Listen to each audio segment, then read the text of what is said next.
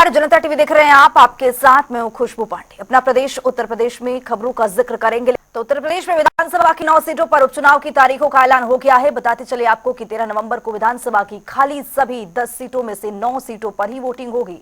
मिल्कीपुर विधानसभा में होने वाले उपचुनाव का भी ऐलान नहीं किया गया है। बीजेपी के पूर्व विधायक गोरखनाथ बाबा ने मिल्कीपुर सीट पर 2022 में हुए विधानसभा चुनाव के नतीजे के खिलाफ हाईकोर्ट में याचिका दाखिल कर रखी है। बाकी 9 सीटों पर होने वाले उपचुनाव के नतीजे 23 नवंबर को आएंगे।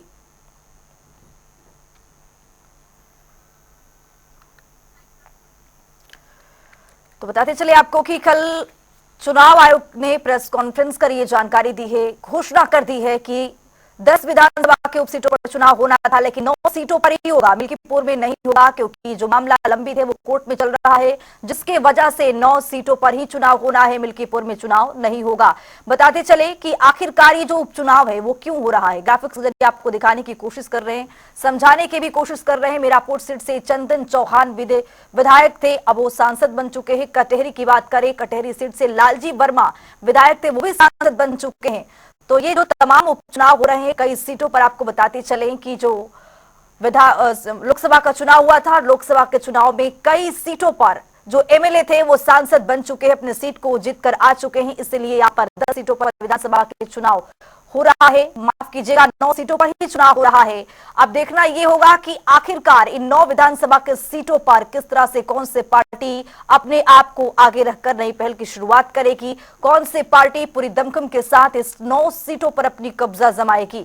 तो किन 9 सीटों पर चुनाव हो रहा है वो भी ग्राफिक्स के जरिए आपको दिखा रहे। अलीगढ़ की खैर जो सीट है उस पर चुनाव हो रहा है उपचुनाव। मुरादाबाद की कुंदर की जो सीट है उस पर भी उपचुनाव हो रहा है। मुजफ्फरनगर की मीरापुर सीट पर भी चुनाव होगा। कानपुर की सिसमाऊ जो सीट है वो भी, इस पर भी उपचुनाव होना है। प्रयागराज की फूलपुर सीट पर भी उपचुनाव हो रहा है। मैनपुरी की करहल सीट काफी हॉट सीट माना जा रहा है। मिर्जापुर की मझवा सीट भी है, उसको भी काफी हॉट सीट माना जा रहा है। बताते चले कि उत्तर प्रदेश में 9 सीटों पर चुनाव का ऐलान हो चुका है और सभी पार्टियां अपनी दमखम झोंक रही हैं, लगातार तैयारी में जुटी हुई हैं। समाजवादी पार्टी की बात करें, कांग्रेस पार्टी की बात करें, बीजेपी पार्टी की बात करें, सभी पार्टियों की ओर से दमखम झोंकने की पूरी कोशिश की जा रही है।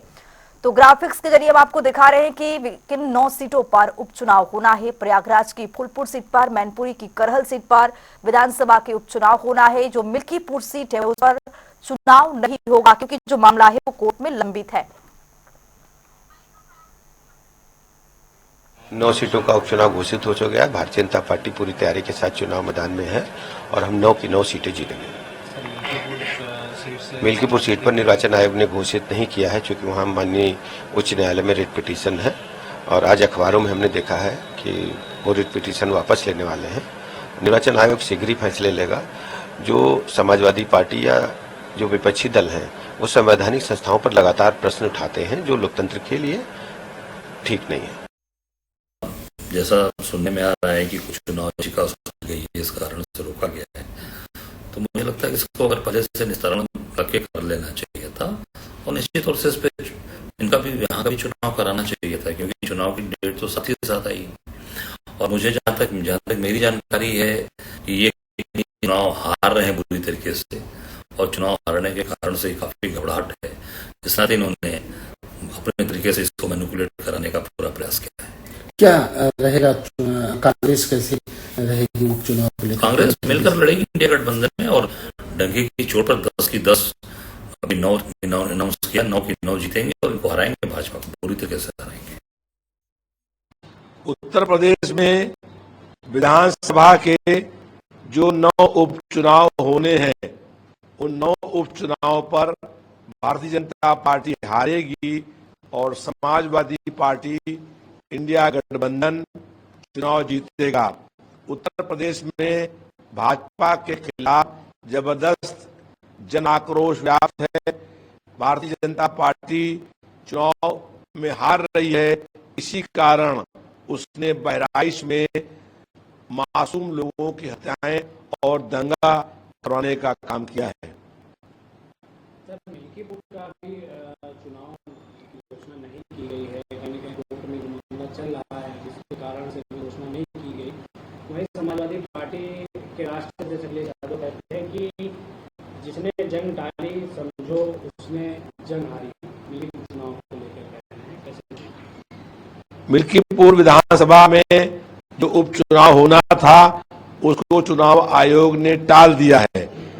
भारतीय जनता पार्टी को स्पष्ट मालूम है कि अयोध्या लोकसभा सीट की मिल्कीपुर विधानसभा में समाजवादी पार्टी बड़े बहुमत के साथ चुनाव जीतेगी, इसलिए कोर्ट में केस करके और चुनाव आयोग से चुनाव स्थगित करवाने का काम किया है।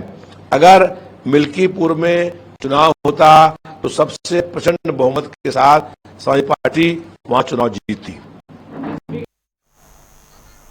तो इसी खबर पर ज्यादा जानकारी के साथ हमारे वरिष्ठ सहयोगी टीएन मिश्रा जी हमारे साथ लखनऊ से जुड़ चुके हैं। टीएन मिश्रा जी, जिस तरह से कल 9 विधानसभा के उपचुनाव होने वाले सीटों पर चुनाव आयोग की ओर से घोषणा की गई है, एक सीट को छोड़ दिया गया है, वो मिल्कीपुर सीट है। आखिरकार मिल्कीपुर को क्यों छोड़ दिया गया है? चुनाव आयोग की ओर से लगातार विपक्ष हमलावर भी है, क्या कहेंगे?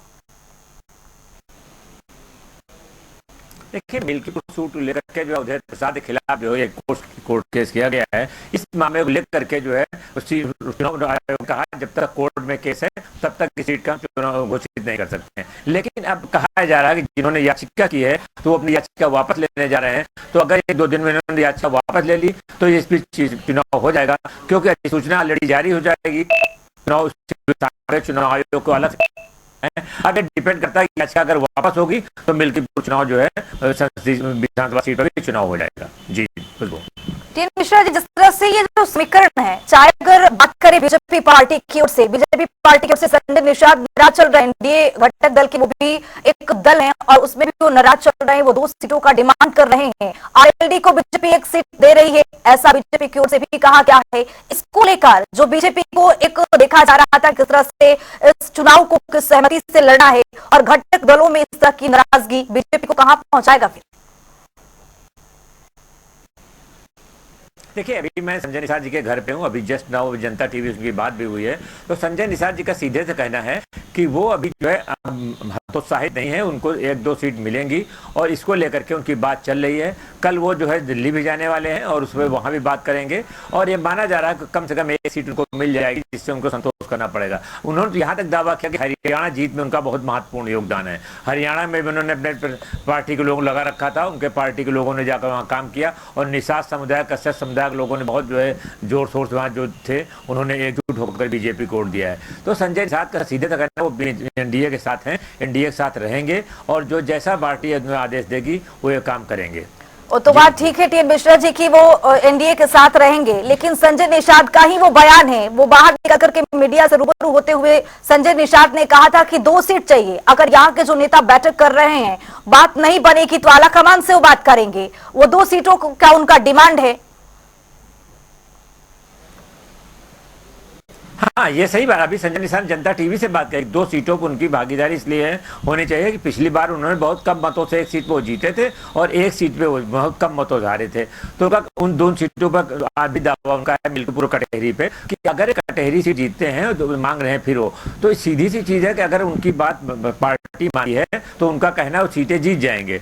तो अब पार्टी कितना तवज्जो देती है समय बता के, योगी तो बीजेपी ने तो कह दिया कि अभी तक कोई सीटें नहीं दी, आरएलडी केवल सीट दी है, तो उसको अपनी फिर 2 सीटें काटनी पड़ेंगी 8 में से भी, तब संजय निषाद को 2 सीट दे पाएंगे। लेकिन संजय निषाद को भरोसा है कि उनको भी जो कुछ न कुछ मिलेगा और इसी को लेकर के अभी वो मुखर नहीं हो रहे हैं, क्योंकि आज उन्होंने सीधे जनता टीवी से कहा है, ऑन कैमरा कहा है कि हाँ अभी वो जाएंगे और उनको पूरी जो उम्मीद की जा रही है दिल्ली जाकर के बात करेंगे और इसके बाद जो है वो अपनी बात स्पष्ट कर पाएंगे।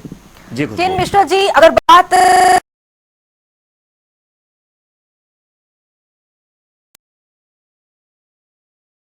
कर रही है टिकट को लेकर के, वहां समाजवादी पार्टी की ओर से प्रत्याशियों के नाम का ऐलान शुरू हो चुका है। वहां भी एनडीए गठबंधन में कांग्रेस को इतना तवज्जो समाजवादी पार्टी की ओर से दिया नहीं जा रहा है, तो इसको हम कैसे देखें? हाँ, देखिए खुशबू सही कह रहे हैं। अभी अखिलेश यादव ने 6 सीटें घोषणा कर दी है।